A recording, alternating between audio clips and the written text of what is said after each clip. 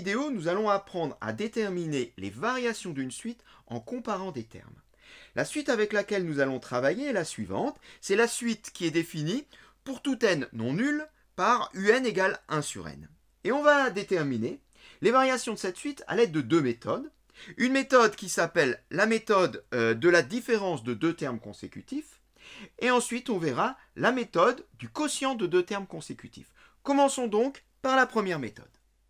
Et comme son nom l'indique, pour toute valeur de n entière, non nulle, ici on le rappelle, n égale 0 ne convient pas puisqu'on ne peut pas diviser par 0, pour toute valeur de n entière, on calcule la différence un plus 1 moins un. Il s'agit bien ici de la différence de deux termes consécutifs, le terme n et son suivant, le terme n plus 1. Pourquoi on va faire ce calcul?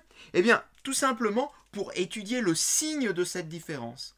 Car si cette différence est positive, ça veut nécessairement dire que ce terme est plus grand que celui-ci, donc que un plus 1 est plus grand que un, c'est-à-dire qu'un terme est plus grand que son précédent, autrement dit, la suite sera croissante.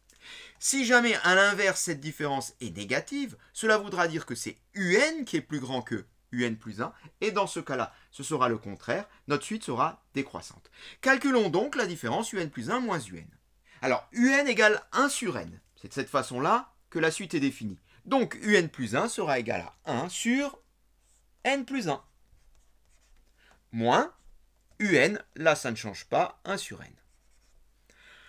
On voudrait donc étudier le signe de cette expression. Dans l'état, c'est pas possible.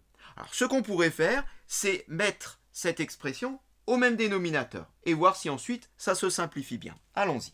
Ça nous donne n facteur de n plus 1 moins n facteur de n plus 1.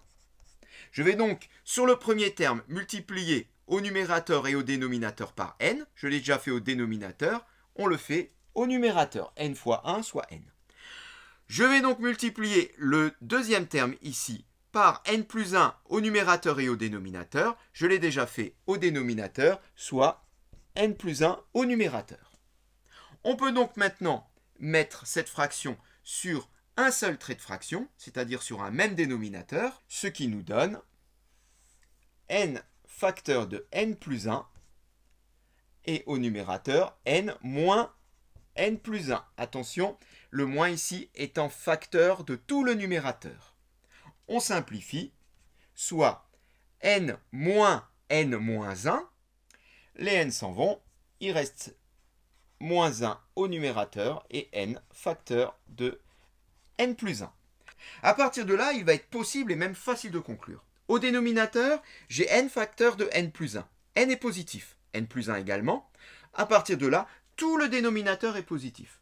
Du coup, il me reste le numérateur qui est négatif et qui va faire que l'ensemble est strictement négatif. On peut conclure, pour tout entier naturel n, un plus 1 moins un est négatif. À partir de là, on en déduit que un plus 1 est strictement inférieur à un.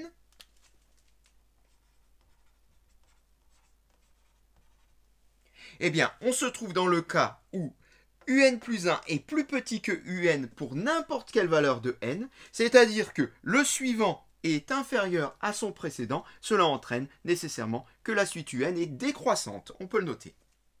Elle est même strictement décroissante puisqu'on a utilisé ici une inégalité stricte. On peut attaquer le même exercice avec la deuxième méthode, celle du quotient. Et l'idée sera ici d'étudier le quotient un plus 1 sur un. Alors je précise quand même que cette méthode ne fonctionne que pour une suite dont les termes sont positifs. Il n'y a pas de souci ici, 1 sur n avec n positif fait que un est toujours strictement positif. Donc on peut utiliser la méthode du quotient. L'idée sera, une fois qu'on aura simplifié notre expression un plus 1 sur un, de comparer cette expression avec 1. Si cette expression est strictement supérieure à 1, cela signifiera donc que celui d'en haut, le numérateur, est strictement supérieur à celui d'en bas, le dénominateur, et donc que la suite est croissante. Dans le cas inverse, dans le cas où le quotient est strictement inférieur à 1, eh bien on aura une suite qui sera décroissante. Calculons et modifions l'expression un plus 1 sur un.